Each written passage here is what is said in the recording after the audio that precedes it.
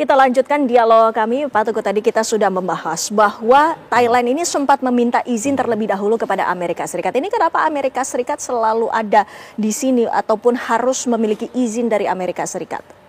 Amerika Serikat selalu menempatkan diri sebagai polisi dunia ya. Dia harus selalu ingin tahu apa yang terjadi di dunia.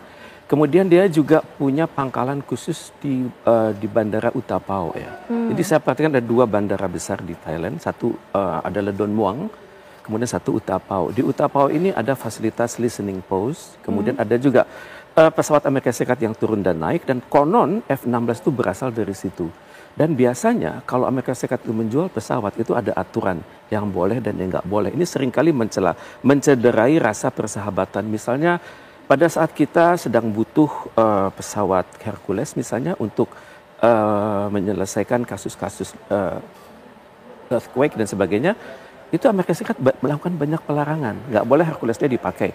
Jadi ini juga berlaku untuk F-16 yang dimiliki oleh Thailand. Sudah dibeli oleh Thailand, tapi ada restriction, misalnya tidak boleh menggunakan bom, kemudian harus menggunakan channel tertentu, kemudian pilotnya harus certified di pangkalan dari Amerika Serikat, kemudian juga tidak mustahil hanya boleh bergerak setelah dipandu dari Utapao tersebut. Padahal kalau saat kita mendirikan ASEAN tanggal 8 bulan 8 tahun 67, itu adalah klausul itu di dalam preambul daripada ASEAN bahwa pangkalan-pangkalan militer yang masih ada saat itu hendaknya akan berakhir kalau tidak diperpanjang lagi. Itu adalah ide dari Adam Malik begitu. Dan sekarang kita perhatikan masih ada pangkalan-pangkalan militer tersebut di banyak negara ASEAN. Dengan adanya yang tadi latar belakang yang tadi Bapak sebutkan tadi, sepertinya itu Thailand seolah-olah patuh kepada Amerika Serikat dan juga tidak mengindahkan aturan-aturan yang ada di ASEAN. Ya, Thailand berada pada posisi yang sulit ya. Tadi seperti yang Pak Ginting katakan ya, itu ego itu selalu ada ya. Di mana biasanya kepala pemerintah itu selalu mengklaim bahwa mereka bisa melakukan banyak hal. Kemudian itu untuk kredibilitas mereka juga. Apalagi pada saat ini kan tidak mesra itu pemerintahan sipil dan pemerintahan militer yang ada di sana kan. Dalam hal ini bisa kita tanyakan kenapa telepon itu bisa bocor dan siapa yang bocorkan dan apa tujuan pembocoran tersebut. Kalau dibocorkan dari dalam Thailand artinya untuk mendelegitimasi pemerintahan sipil. Dibocorkan oleh pihak Laos, Kamboja itu artinya adalah mereka menghendaki instabilitas dalam negeri Thailand, kemudian nanti mereka bisa melakukan memperkenalkan proposal-proposal yang pro dia. Jadi inilah yang terjadi di sana dan juga mungkin Thailand juga merasa kesulitan karena beban tarif yang Donald Trump baru lakukan itu termasuk tinggi untuk Thailand. Kemudian juga pada saat yang sama mereka punya tradisi ya, seringkali pemerintahan itu naik turun. Tadi seperti Bapak Ginting sudah katakan, kelompok militer sebenarnya di atas angin karena mereka biasanya mendapat restu dari raja. Dan untuk itu ya beginilah kalau suatu rezim sedang tidak stabil di Thailand bertemu dengan rezim yang tidak stabil juga di Kamboja, itu yang terjadi. Tapi tampaknya Kamboja itu sangat konsisten dengan peta ya. Walaupun peta itu dibuat oleh Perancis tahun 1907 dan peta itu dibuat dengan tidak mengindahkan aspek-aspek sosiolinguistik, aspek-aspek religius dan aspek-aspek kesejarahan yang merunut sampai Bapak katakan 700 tahun sebelumnya. Tapi hebatnya Kamboja, saya pernah mengadakan penelitian di Kamboja dan ternyata masyarakat itu sangat hafal peta itu dan mereka anak-anak sekolah itu menggambar ulang peta tersebut dan tersosialisasikan dengan baik. Jadi secara bertahap generasi muda di Kamboja sangat hafal dengan peta negara mereka dan otomatis menimbulkan rasa bangga bahwa inilah peta kami dan kami harus perjuangkan habis-habisan dan untuk itu memang kita harus mewaspadailah. Jangan sampai konflik ini berkelanjutan sehingga peradaban di Asia Tenggara itu punah. Dan saya sangat berharap nanti gencatan senjata ini berjalan terus sampai nanti kita KTT ASEAN memperingati ulang tahun ASEAN tanggal 8 bulan 8 dan tidak gencatan senjata hendaknya berjalan terus. Iya, tentunya kita juga penasaran Pak Dosi, apa yang ditawarkan oleh KBRI dengan adanya konflik yang saat ini tengah bergejolak di sana? Terkait langkah apa ini maksudnya? Posisi dari KBRI sendiri? Terkait apa? Betul. Apanya? Silakan Pak.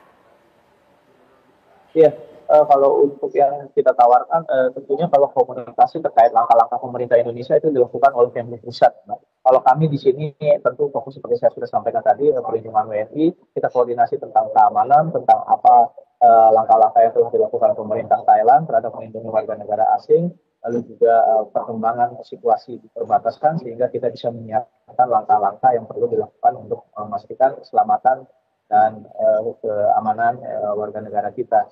Kita juga tentunya sebagai KBRI untuk melindungi masyarakat kita telah susun rencana contingency plan untuk antisipasi peningkatan eskalasi. Peningkatan eskalasi ini tentunya kita akan komunikasikan terus dengan pihak Thailand sejauh mana perkembangan di lapangan.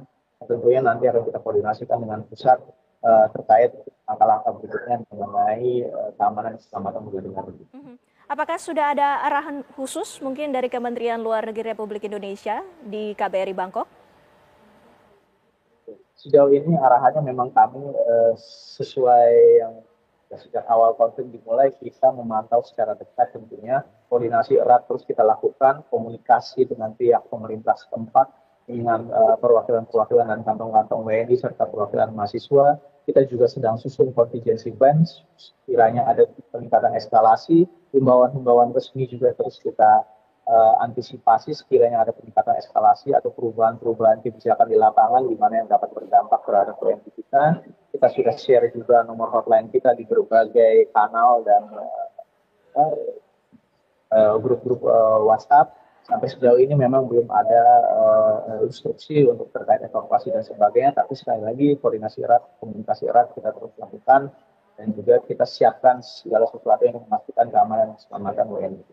Baik, terima kasih Pak Dosi. Sayang sekali Pak Dosi harus meninggalkan kami terlebih dahulu. Terima kasih waktunya bersama kami di Apa Kabar Indonesia Malam. Pak Dosi sehat selalu dan kita lanjutkan perbincangan dengan para narasumber di sini. Pak, selamat tidak. Kita sudah mengetahui, tadi Pak Samo juga menyatakan bahwa di belakang Thailand ini adalah Amerika Serikat. Tapi di belakang Kamboja ini siapa? Ya tentu saja Kamboja punya hubungan yang sangat baik dengan Tiongkok. Dan Tiongkok juga banyak proyek di sana. Kalau kita lihat bagaimana senjata yang digunakan Kamboja, itu kan rata-rata senjata buatan Tiongkok. Nah, seperti itu. Nah, bagi saya sebenarnya ini ada kesempatan bagi Indonesia.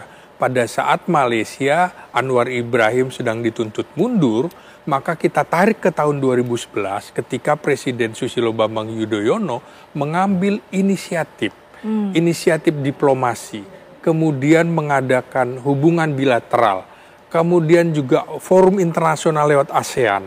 Nah, kemudian pemantauan kenapa? Karena tentara kita beberapa kali sudah pernah menjadi pasukan perdamaian, termasuk di Kamboja. Saya kebetulan pernah ke Kamboja, pasukan kita ada di sana dulu.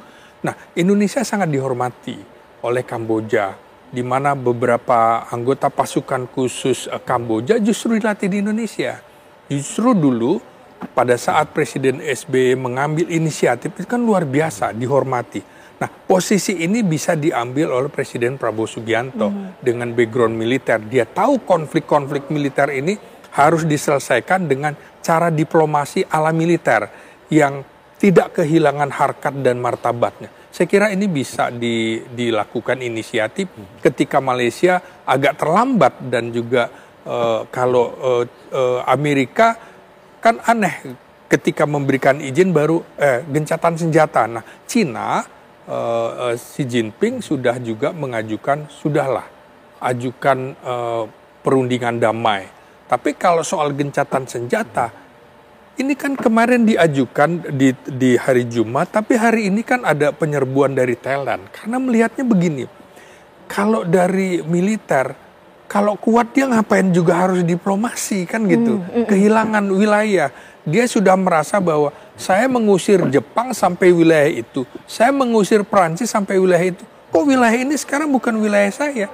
Sementara candi itu kan ada candi kembarnya sekitar 90 km dari candi tersebut. Di wilayah Thailand ada 2 candi. Dan itu secara geografis juga lebih dekat jangkauannya dari Thailand, memang lewat belakang.